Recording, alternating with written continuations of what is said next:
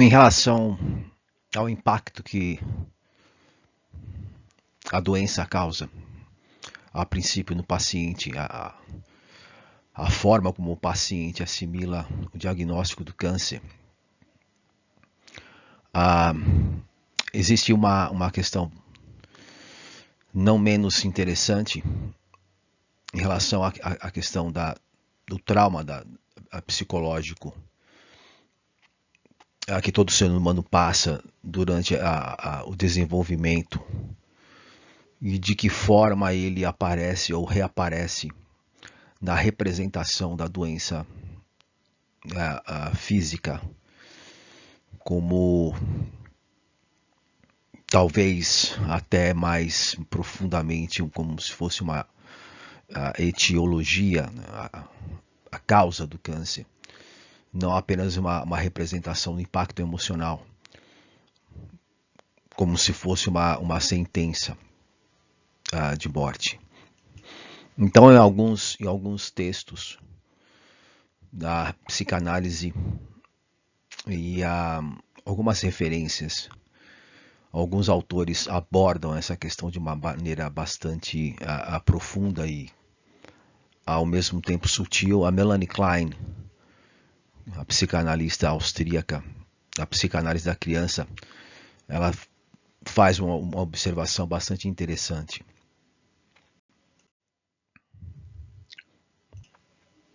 A forma como a criança, bebê, já apresenta reações em relação à questão do afeto no corpo, das sensações plasmáticas no corpo, sensações vegetativas. E é observado nesse texto que a Melanie Klein escreve em relação à forma como a criança procura destruir a mãe, projetando essas sensações estranhas que a criança já começa a sentir desde cedo. Então é interessante observar que há alguma questão absolutamente referência à questão afetiva que predomina e já se pode ser, já podemos ou pode-se observar de uma maneira bastante evidente.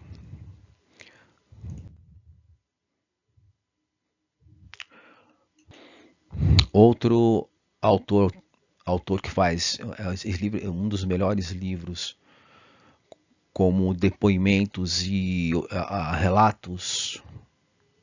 um conjunto de dados e informações em relação às experiências médicas de oncologia nos hospitais, desse autor chamado Siddhartha. E ele traz uma observação bastante interessante nesse livro, O Imperador de Todos os Males, que é exatamente o ponto que eu queria chamar a atenção aqui, quando as aflições médicas são representações de crises psicológicas prévias, esses rastros minêmicos do trauma, que é a entrar em contato com essas questões afetivas mais profundas do inconsciente coletivo na psicologia analítica. Jung define dessa forma, que são essas camadas mais profundas. Então, em outras palavras, em poucas palavras, eu quero dizer que o câncer, na verdade, ele é uma representação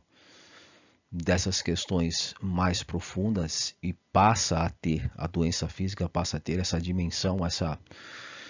esse contexto, a princípio em primeiro plano,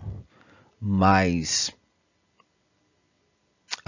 o que está por trás do câncer não é uma questão muito abordada. O foco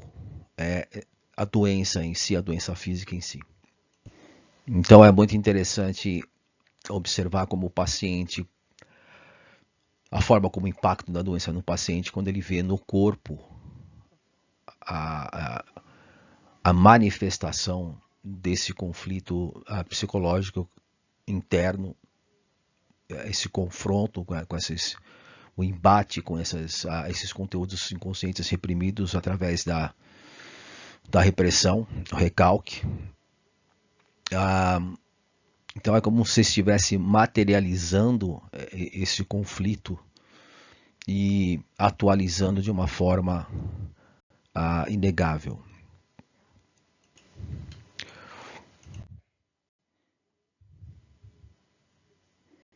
Então essa ameaça que era até então abstrata, a psicológica, passa a ser uma ameaça real, uma ameaça externa. Então o que aparentemente era considerado ficção passa a ser real.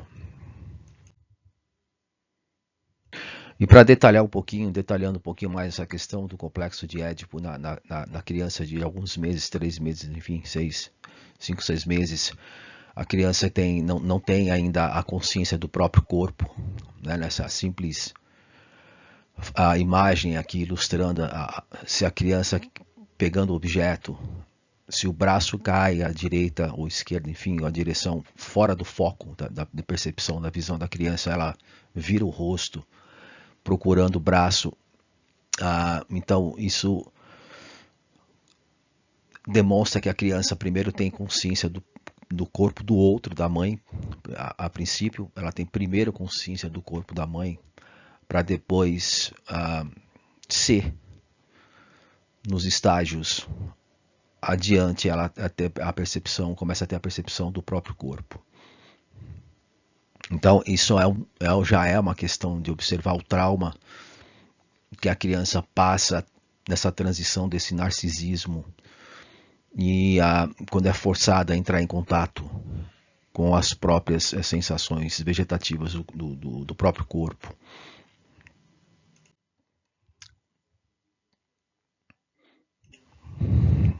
E é exatamente o que esse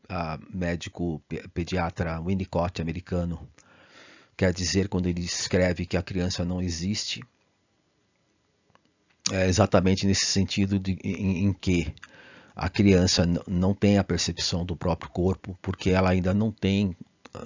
estabeleceu ainda contato com essas sensações plasmáticas, que Freud chamava de Zille, né, que é as sensações da alma no corpo, ou o próprio corpo, porque a criança, como nessa imagem aqui, ela tem a primeira percepção da criança é do outro corpo. Cronologicamente falando, então, o outro precede a própria percepção do próprio corpo.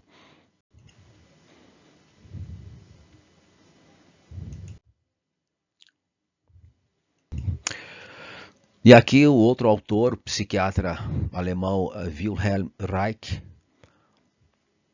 também coloca nesse livro, no livro dele, A Biopatia do Câncer, The Cancer Biopathy, a questão da ecstase, dessa repressão, dessa carga afetiva, também colocando esse aspecto do paciente com câncer, dessa tensão que o paciente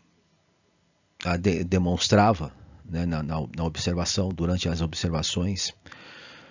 o medo de entrar em contato, né, com as sensações vegetativas, entrar em contato com a questão afetiva, mais precisamente, como demonstrando aí que esse aspecto de repressão precede o surgimento do tumor, do câncer, da neoplasia, e como é uma questão absolutamente de extrema relevância e importância, não só limitando aí a observação da questão da doença em si, mas como o paciente lida com essas questões psicológicas mais profundas, mais precisamente como o paciente reprime esses conteúdos inconscientes.